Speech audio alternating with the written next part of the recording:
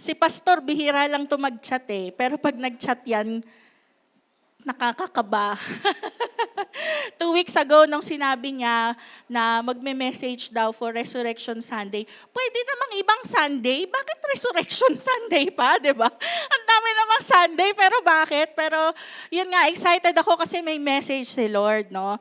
Today, April 20th is the Resurrection Sunday. Ito, bata pa lang tayo, alam na natin to, di ba? We observe this bilang yung kinagisnan natin, yung mga tradisyon na kinagisnan natin.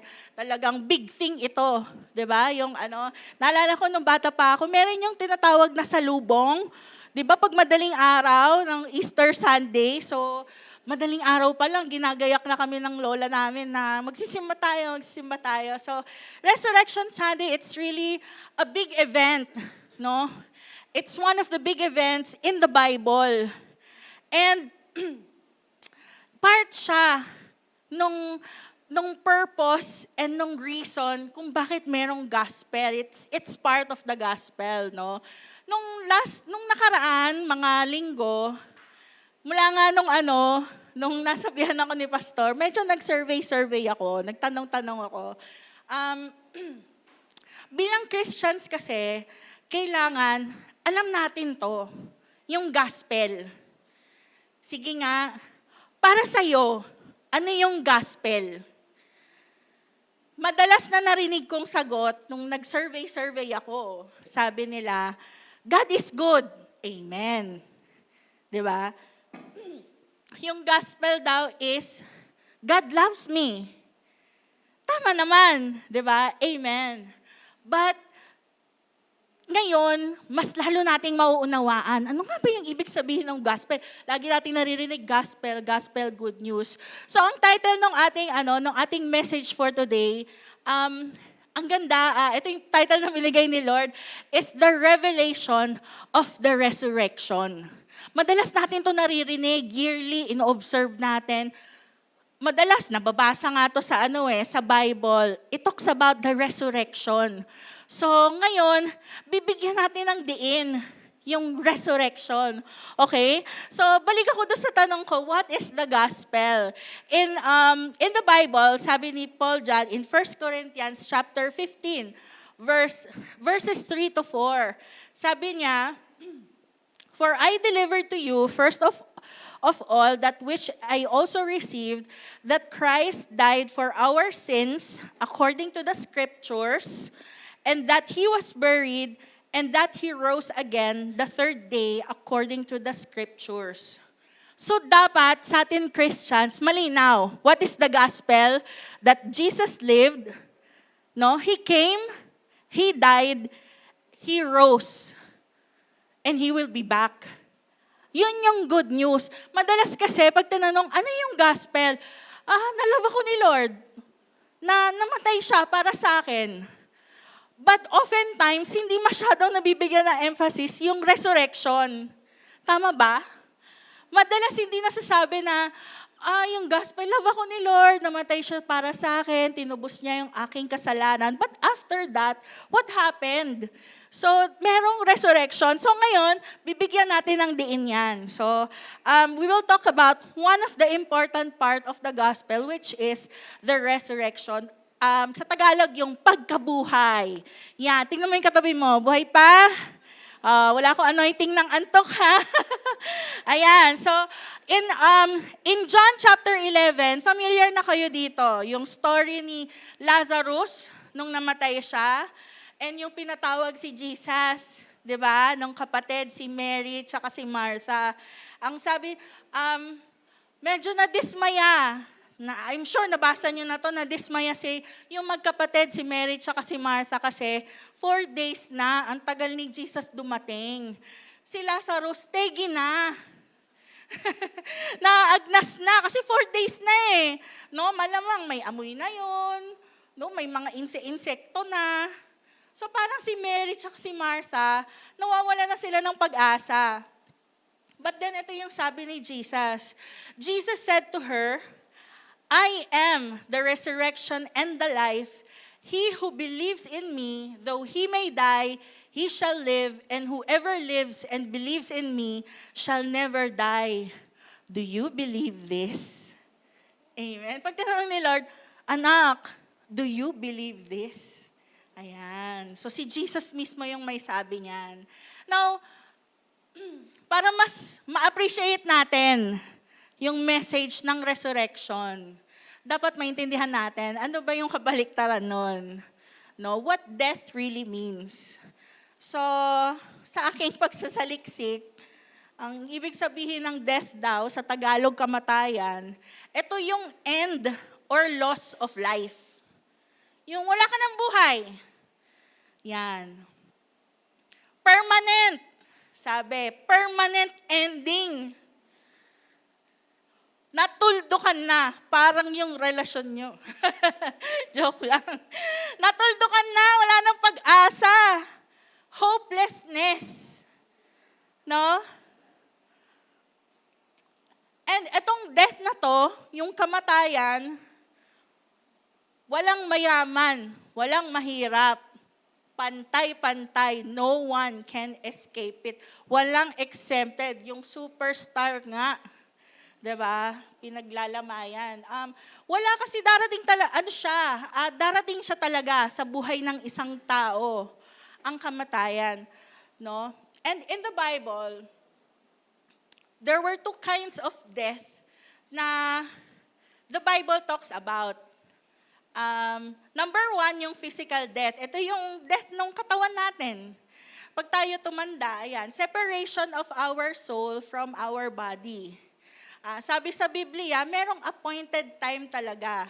'Di ba? May season, merong season na ipapanganak, merong season na mawawala ng buhay, no? So part siya talaga ng buhay ng isang tao, no?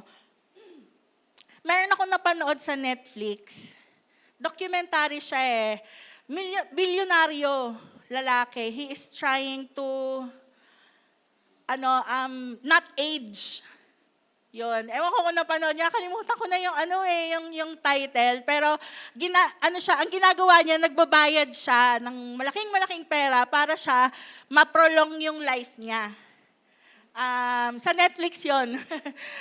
So kahit anong yaman niya, hindi niya talaga maiiwasan yon. Maaring mapatagal niya, tulong ng science, but hindi mo talaga maiiwasan kasi there is an appointed time for men to die, sabi sa Bible. And there is this second kind of death which the Bible talks about, which is the spiritual death. Spiritual death means the separation of ating soul from God due to sin. Yung spirit mo patay, parang kasi sabi sa Bible, 'di ba? For the wages of sin is death, and not one is holy. Walang ni isa sa atin ang walang kasalanan. Tama? Sa araw-araw na ginawa ng Diyos, tayo ay nagkakasala. No? So, and this spiritual death, it refers to separation of men, of our soul from God. Yung parang hindi ka makapag-create ng relationship sa Diyos because of sin. Merong distance. No? So, hindi tayo parang yung dating estado ng buhay natin nung hindi pa natin kilala si Jesus, yung spirit natin, it was dead. But when we accepted Jesus Christ as our Lord and Savior, binigyan niya tayo ng buhay. Ngayon, you can come boldly na nga to the throne of His grace. Pwede ka nang mag-pray na you can come as you are. No? Si Lord, hindi ka niya hinuhusgahan.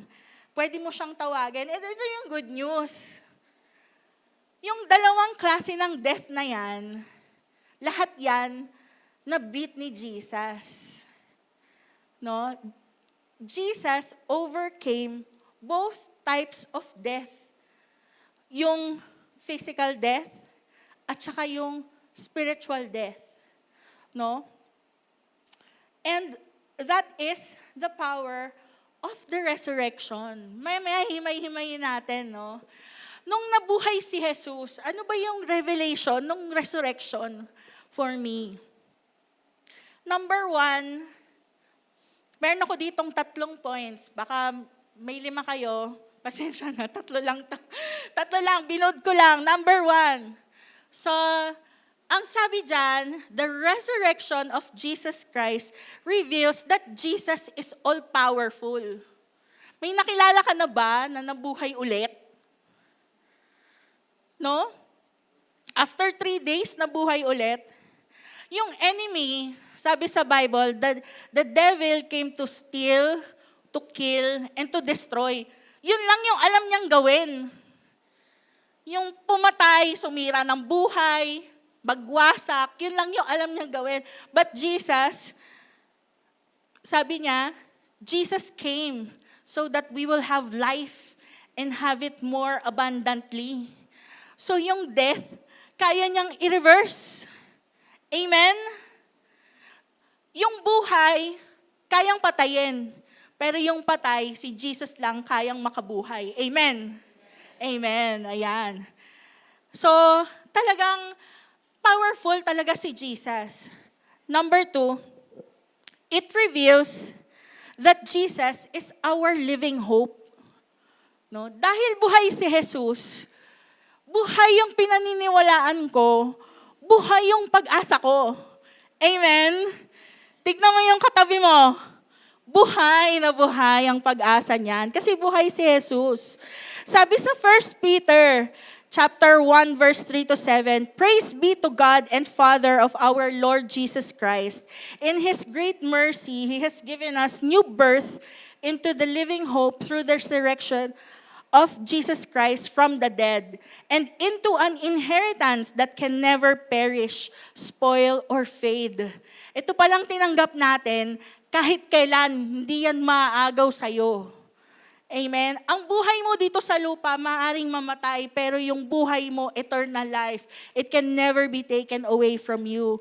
And ang sabi doon, this inheritance is kept in heaven for you, who through faith are shielded by God's power until the coming of the salvation that is ready to be revealed in the last times.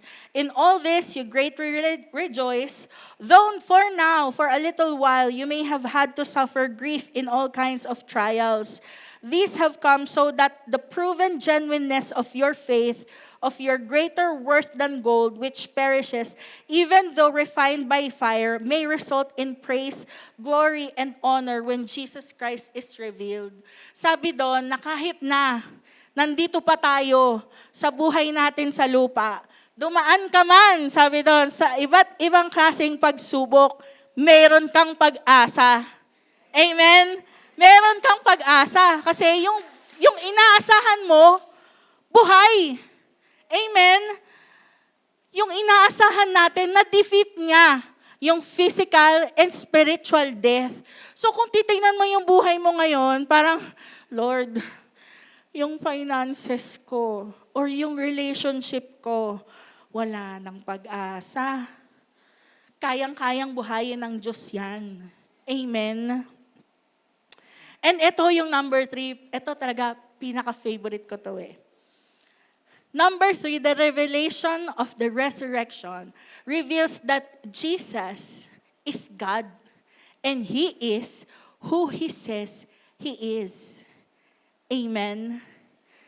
Ang sabi dyan, sabi nung Old Testament, sabi ni Moses, sabi niya, pag tinanong po nila kung ano po yung pangalan nyo, ano po yung sasabihin ko? Ang sabi ng Exodus chapter 3 verse 4, sabi ni God dyan, God said to Moses, I am who I am. And He said, say this to the people of Israel, I am has sent me to you. And when Jesus came, sabi ni Jesus, I am the resurrection and the life. Amen.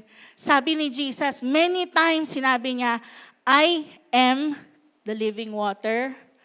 I am the Son of God. I am the bread of life. I am the resurrection and the life. It is a proof. Sa bibig mismo ni Jesus galing na yung Old Testament, Siya din yun. Amen? He exists even before. Nung mabuhay siya sa mundo, plainly sinasabi niya, but sadly, people were blinded, di nila nakikita. Explicit, sinasabi na nga ni Jesus, di ba? Sabi niya, I am He. Sabi niya ganon. It's sad kasi, meron pa hanggang ngayon na naniniwala na si Jesus ay tao lang. Yung pinanggalingan naming religion, ang paniniwala doon, si Jesus, tao lang. Hindi ko na pangangalanan. Pero, yun nga, they don't acknowledge that Jesus is God and He is who He says He is. Tayo, mapalad tayo kasi God has revealed Himself to us.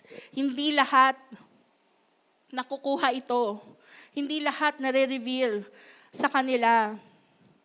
The same God na nagsulat ng 10 Commandments, sabi doon, with His own finger, sabi sa Exodus chapter 31 verse 18, is the same God na nag-move ng stone nung nabuhay si Jesus. Amen. Yung law, medyo malalim, but I pray the Holy Spirit na ma-capture ng heart natin to. Yung law, di ba, nagdudulot siya ng punishment. Yung 10 Commandments, thou shalt not have no other gods, thou shalt not kill, thou shalt not steal. Wala talagang makakaligtas eh. Di ba? Lahat talaga nagkasala. Walang ibang way. Walang ibang way para ma-overcome yung punishment dun sa law. Kahit pa mag-offer ka ng napaka-perfect na kabayo, dove, anumang hayop yan, di ba? Yung ginagawa nila sa Bible, hindi na satisfy. Kasi God is just. He is righteous. He hates sin. Si Lord, sinulat niya yung 10 Commandments, hindi niya pwedeng bawiin. Kasi Diyos siya eh. Tama? Si Lord hindi niya pwedeng bawiin. But what He did, ang ginawa niya para ma-satisfy yung law na siya mismo yung nagsulat, binigay niya si Jesus Christ. No, ang galing ng symbolism ng Bible talaga, si Lord, He doesn't move or He doesn't author anything without purpose and plan. So the same hands na nagsulat ng law, the same hands na nag-roll away nung stone, by grace, nung na-resurrect si Jesus Christ. Amen? Amen. So sinulat ng Lord yung law, no? Sabi doon, the life and blood of Jesus, yun yung payment para masatisfy yung 10 Commandments. And yung resibo, nabanggit nga ni si Cecil kanina, yung resurrection ni Jesus Christ, ayun yung resibo natin. Yung patunay ko, patunay mo, patunay nating lahat, na tayo tinubos na. Amen? And we have this new life na ibinigay sa atin ng ating Amang Diyos. Amen? Amen. So, yes, no, namatay si Jesus kasi mahal niya ako. Nakaka-touch. 'Di ba? Maraming gumawa na nito eh. Maraming nag-replicate nung ginawa ni Jesus Christ na ibinigay yung buhay niya. Parang si Jose Rizal, yung mga bayani, yung mga soldier, 'di ba? Binibigay nila sa ngalan ng bansa, ganyan. Pero ang isang bagay na kahit sino man walang nakagawa, yung resurrection, yung nabuhay si Jesus Christ. Siya lang talaga. Siya lang yung kayang gumawa nun. Yung love ng Lord, it causes repentance eh. Yung nababago yung isip mo, pero yung resurrection power, pag tinanggap mo si Jesus Christ as your Lord and Savior, yun ang magpapabago sa buhay mo. Yun yung magpapabago sa sitwasyon mo. Yung patay, nabubuhay. Yung hopeless, nagkakaroon ng hope. Amen? Mapalad tayo kasi meron tayong Jesus. Amen? And ang galing kasi, combo, yung binigay ni Lord. 'Di ba? Binigay ni Lord yung love niya. And binigay niya rin yung resurrection power niya. And yung resurrection power na yun yung meron tayo everyday. Araw-araw na may pinagdadaanan ka, apply mo yung resurrection power ng Lord. Hindi to para sa akin, ayaw ng Lord ng kahit anumang kamatayan. Ang sabi sa Psalm 91, favorite ko to He who dwells in the secret place of the Most High, poprotektahan ng Lord. He will shelter him with his wings. No death shall come near you. Amen. Lagi kong dinedeclare yan. Lord, no death shall not come near me, near my family, near my career, my business, my finances, my ministry. No death shall come near you. So every day, apply mo yung resurrection power ni Jesus. Hindi yung puro, Lord, alam ko, love mo ako. Sasagutin mo yung panalangin ko. Aba, dapat may offense ka din. 'Di ba? Kapag ikaw, dinidikdik ka na ng kalaban, dapat may panlaban ka. Hindi. I apply yung blood ni Jesus, yung power ng resurrection. Itong sitwasyon na to, mabubuhay to in Jesus' name. Amen? Amen. Ang gustong-gusto ni Lord, pag ina-apply mo yung yung power niya sa buhay mo. And si Jesus, pag tinanggap mo siya, yung resurrection power niya, imposible. Imposible na hindi mababago yung buhay mo. Amen. Kung nagtataka ka, bakit si ganito? Bakit si ganyan? Nagbabago yung buhay niya kasi merong resurrection power. Yun lang ang kaya talagang makapag-transform ng buhay ng tao. No? And si Jesus, tinapos niya yung work na kailangan gawin. Nabuhay siya, binigay niya yung buhay niya, namatay siya sa cross, tinapos niya yung work niya by resurrection. Hindi niya tayo binitin. Hindi kanya binitin. Kasi, kung hindi nabuhay si Jesus, meaningless. Meaningless yung pagkakanta mo, meaningless yung pagpe-pray mo, kasi hindi naman siya buhay. Pero, yung Diyos na sinasamba natin, buhay siya at siya lang ang mag-isang buhay sa lahat ng Diyos na meron dito sa mundo. Amen? Siya lang Si Muhammad namatay, nasan siya ngayon? Buhay ba siya? 'Di ba? Maraming namatay, pero hindi naman nabuhay. Si Jesus lang. Tinapos niya yung work. He died, He rose, and He still lives up until now. Amen? Amen.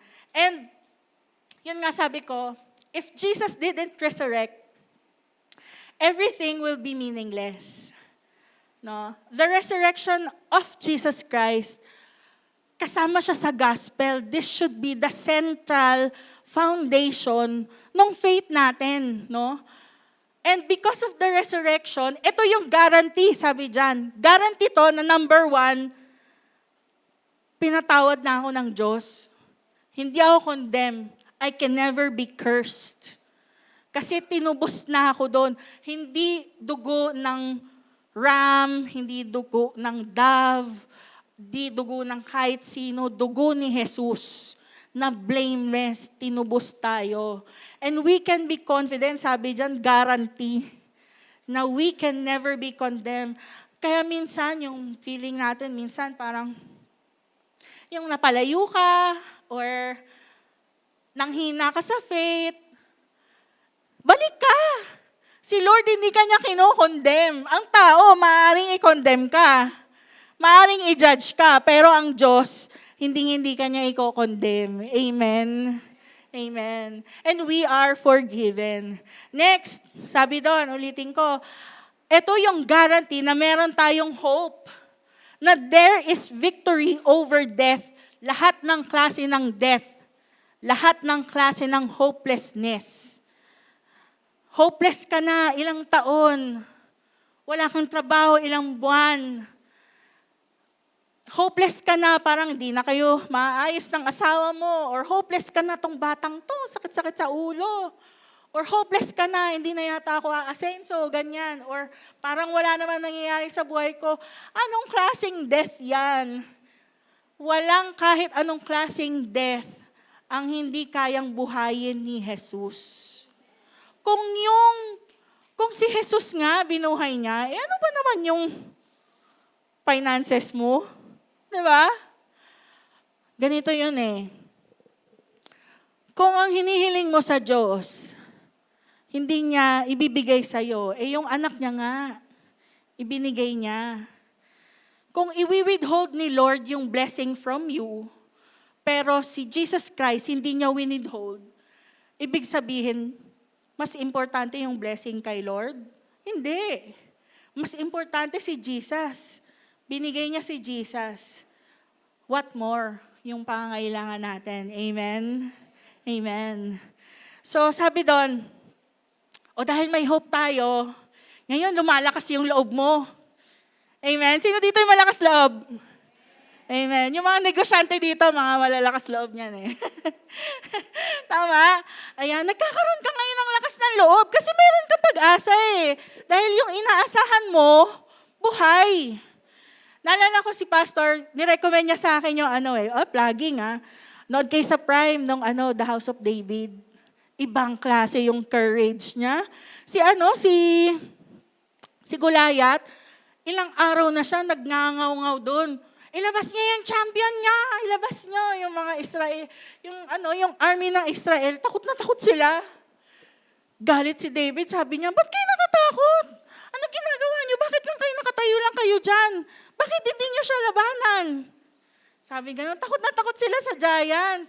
Pero ibang klase yung courage ni David. Siya lang yung meron nun. Kasi may courage siya dahil naniniwala siya sa Diyos na buhay. Amen. Amen. Ayan. So kung gusto mo ng ibang klaseng courage, ayan, lagi mong ide-declare yung resurrection power ni Lord sa buhay mo.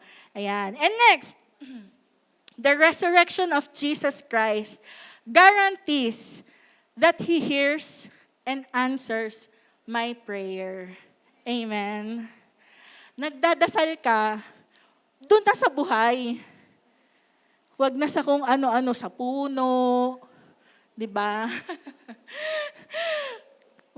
Sa buhay rekta na tayo, na tayong Huwag na tayong list-list na Okay? So, guarantee na sinasagot ng Lord yung prayer ko. Na ang Diyos hindi siya bingi kasi buhay siya eh. Di ba? Ang Diyos hindi siya bulag kasi buhay siya.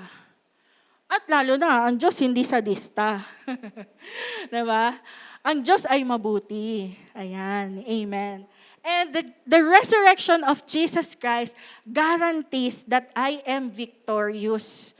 That I will be victorious, that I am a conqueror. Kasi yung Diyos ko nga, na-conquer niya yung kamatayan. Aba naman, mapapahiya naman ng Diyos ko pag itong klaseng pagsubok lang. Bibigay na ako. 'Di ba? Parang si Sister Ena, naku, patay, bumigay. Ano ba? Si Lord yung pangalan niya, yung nabablaspheme. So, bibigyan ka ng power ni Lord para ma-overcome mo yan. Sabi nga sa Corinthians, God gives you the way out sa every situation. God gives you, empowers you to overcome. No? Kasi kung hindi ka niya bigyan ng resurrection power, sa kanya din yung balik nun. Tama? So, guarantee sa atin na tayo, magiging victorious tayo. Amen? With the resurrection power of Jesus. And it guarantees that I will have an eternal life. Amen. Na yung buhay ko, kunin man ako ng Lord, tawagin man niya ako, confident ka na makakasama mo siya. Amen. Sabi nga ni Pastor, eternity is too long to be wrong. Amen. It gives me the guarantee na ipagsasama ako ni Lord sa langit. Nakakatuwa yung nakasama ni Jesus, yung mapako sa cross, yung magnanakaw, 'di ba? Apakagandang promise. Sabi niya, Lord, pag nandun ka na sa langit, sama mo ko, And right there and then, sinave siya ni Jesus. Sabi niya, sige, sama kita. Amen? Gusto mo ba marinig yon? Na galing sa bibig ni Lord na, Janet, sige, doon ka, meron kang place doon. Hindi ngayon.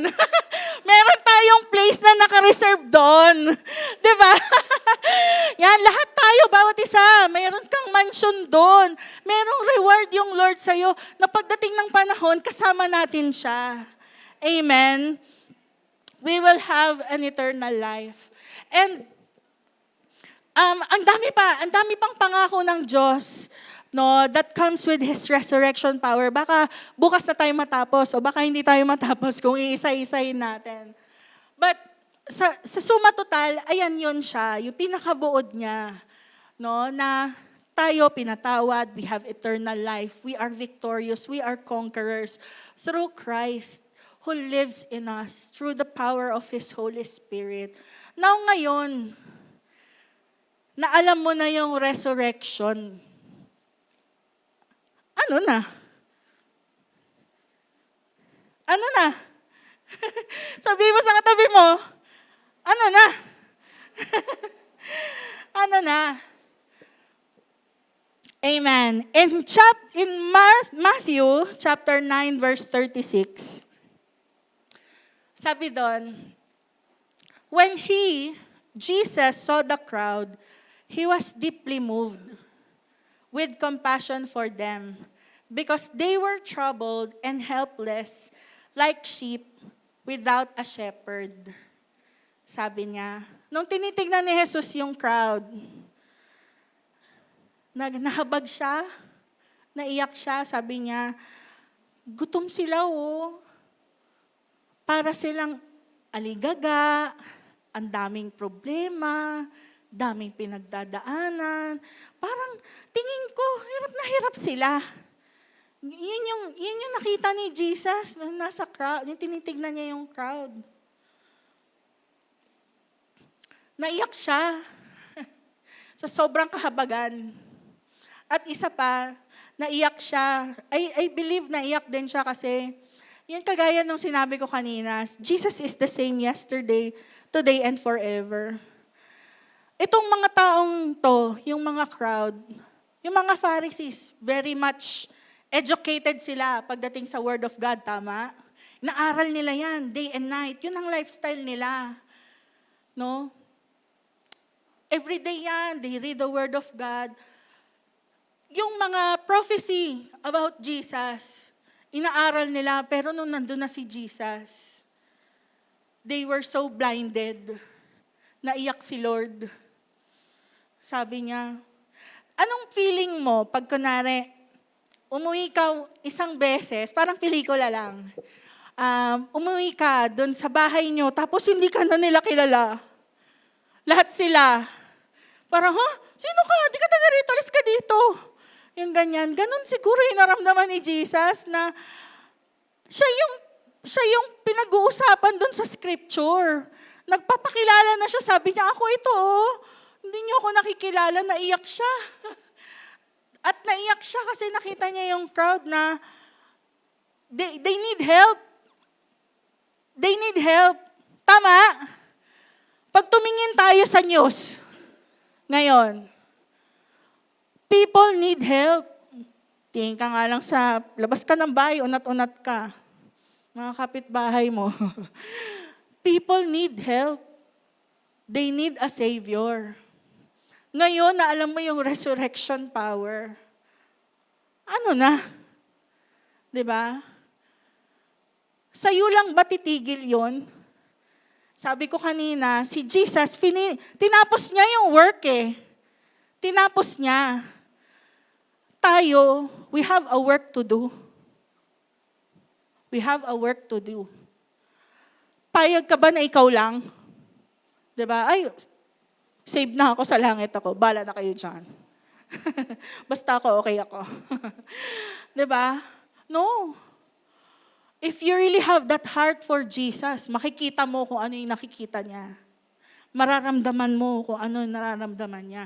Kung ikaw at one point nangailangan ka ng Diyos, nangailangan ka ng tagapagligtas, how much more yung iba na hindi pa nila nakita o naranasan yung pag-ibig at kapangyarihan ng pagkabuhay ni Kristo.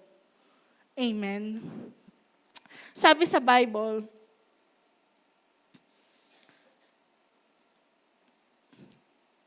sabi doon, Matthew chapter 9 verse 37 to 38, Jesus said to his disciples, "The harvest is truly plentiful, but the laborers are few. Therefore, pray to the Lord of the harvest to send out laborers into his harvest."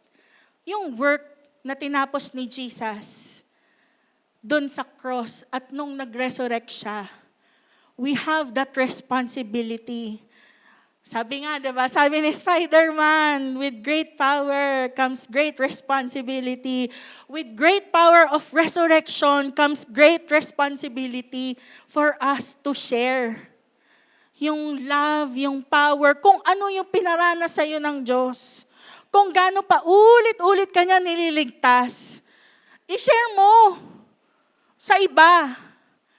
Amen? Sabi doon, laborers are few. Kasi, nasaan? Nagko-coffee fellowship. Or nagpunta dito, outing, ganyan. Wala masama. But don't lose sight of what really is important. Amen? We have a responsibility in response to the resurrection power that we received. Now, it's up to us to continue the work. Napakaraming tao nangangailangan kay Jesus. Tignan na lang natin yung paligid natin. No? Share the gospel, share the love of Jesus, and give emphasis to the resurrection power. Kasi yung resurrection power, yan yung makakapagpabago talaga ng buhay ng tao eh. Ayan yung makakapagpabuhay sa mga patay ng areas ng buhay ng tao. No? Now, si Lord, sadly, ito nga may sinulat ako dyan. Sadly, not all who claim to be Christians really understand God's depth of the gospel and the calling that comes with it. When you receive the gospel, you also receive a calling to share it.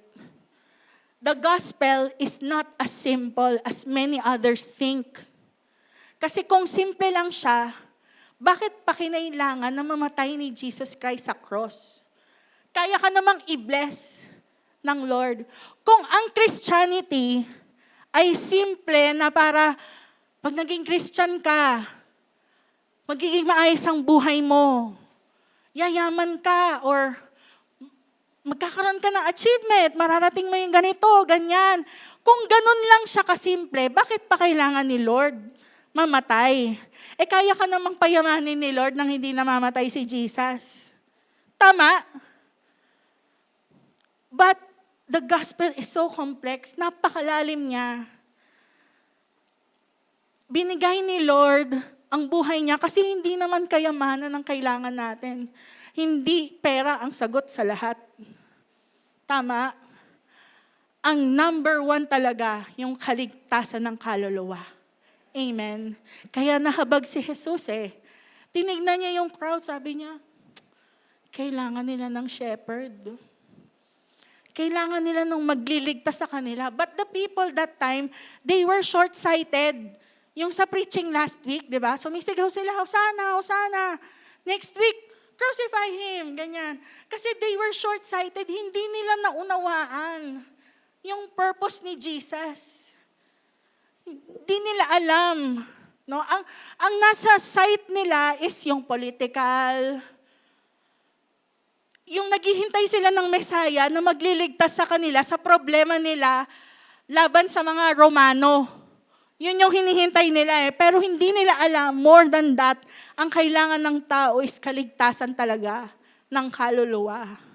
Amen. And, yun nga, Jesus did not give His life just to solve our earthly problems. Though, sinasolve din naman niya. Kasi ang importante sa'yo, importante din kay Lord. Amen. Hindi naman pwede na, sige anak, go and preach the gospel. Pero yung buhay mo hindi naayos. Ayusin din ng Lord yan. Amen. Inaayos patuloy from glory to glory, increasing, never decreasing. Amen. But don't lose your sight doon sa totoong goal, doon sa totoong focus. Kasi si Jesus, hindi niya nilose sight yung kailangan niyang ma-accomplish sa cross Ang dami kasing nangyayari sa atin everyday. Nag-aaral tayo, nagtatrabaho, nagbi-business, pamilya, relationship. But don't lose sight of the one thing that is important. Yung eternal life. Yung relasyon natin sa Diyos. Amen. Kasi, sabi nga, for what is a profit of a man if he gains the whole world but loses the salvation of his soul? Ito yung number 1 na kailangan talaga. And, sabi doon, Matthew chapter 28, verse 19 to 18. Sabi doon, go, therefore, and make disciples of all nations. Ipagsabi nyo. Yung ginawa ko, sabi ni Jesus, i-share nyo sa kanila. Baptize them in the name of the Father and of the Son and of the Holy Spirit. Teach them to observe all things that I have commanded you. And sabi nyo, I am with you always, even until the end of the age. Si Jesus, kasama mo siya, hindi ka niya pababayaan, hindi ka niya iiwanan. Amen? Ganon tayo kamahal ng Diyos. And I pray that yung revelation, itong resurrection, wag nating sayangin na hindi lang tayo yung makaranas, kundi yung buhay mo, no? Maging manifestation ng power ng resurrection ni Lord para yung buhay mo yung magamit, para yung iba naman magkaroon ng pag-asa. Amen? Amen. And as I close, I pray that this message na-capture yung heart natin. Although, dami ko pang gustong sabihin, but, as I mentioned kanina, it's time for us to give emphasis dun sa resurrection. Hindi lang yung puro, love ako ni Lord. He died for me. He died for you, and then, He rose again. He lives up until now. And that is the power, church. Ayun yung power na nasa sa atin hanggang ngayon. And Jesus' death is meaningless without the resurrection. Only Jesus can do that. He is the only true God. He is who He says He is. He is all-powerful. He is almighty. There is nothing too hard for Him. Amen? Kung yung kamatayan, yung kamatayan, yun na nga yung pinaka matindi, di ba? Yung sukdulan na pwedeng mangyari sa isang tao, pero na-overcome niya. Both physical and spiritual. Only Jesus can do that. He is the great I am. Amen? He is the great I am. Whatever or whoever you need Him to be in your life. Lord, kailangan ko ng ganito. Anak, I am. I am your provision. I am your Savior. I am your resurrection. I am your hope. Napakarami. Amen? What a God we have. Amen? Grabe, He is the King of Kings and the Lord of Lords. Hallelujah. Nagets ba natin? Message sent ba? Napakabuti ng Diyos sa atin. He revealed Himself to us through His gospel. Now, every time you share the gospel, hindi na nag-e-end dun sa mahal ka ni Lord. Mahal ka ni Lord, then what? Mahal ka ni Lord and He lives in you and He lives for you. Pagdating ng araw, babalikan ka niya, makakasama mo siya. Amen. Amen. Hallelujah.